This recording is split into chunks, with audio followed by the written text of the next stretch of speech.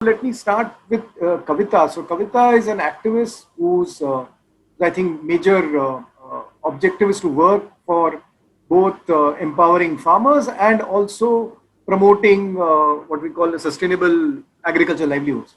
And to that extent, she's a part of networks like Asha, which is fairly well known, and Makam. And she's also part. She's been a part of many government committees on this, and she also has a great interest in women farmers also. So I feel that this whole business about reforming the agriculture market spaces have to be in the same direction as where they had emerged from, which is that of protecting farmers' interests primarily. I mean, why else would there be regulation at this end, for instance? So the objective of regulation being that of protecting farmers' interests is not something that we see as a beginning point in the latest set of bills. That's necessarily not the beginning point. People may connect dots and say that it will land you there.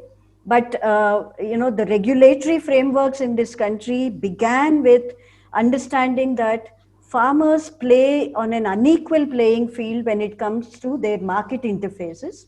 And I think that hasn't changed too much over the decades.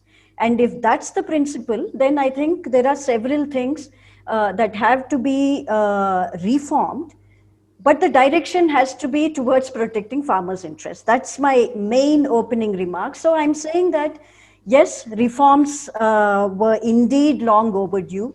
Yes, reforms were happening at their own pace in a manner that the center and states were not colliding with each other. There was a bit of an organic evolution around it. They were tweakings of different kinds that the center was attempting to nudge along states along a particular direction. And that direction may or may not have always been around protecting farmers' interests. I personally believe that decriminalization of trading outside the designated market areas was a long overdue thing, but farmer interests had to be protected there also, and therefore you needed oversight. You needed to know who the players were. You needed to know what the transactions were. And you needed to know what the prices prevailing there were. Today, I think the government opting for deregulation is not the answer. And we have evidence of deregulation not being an answer for farmers, especially when it comes to price discovery.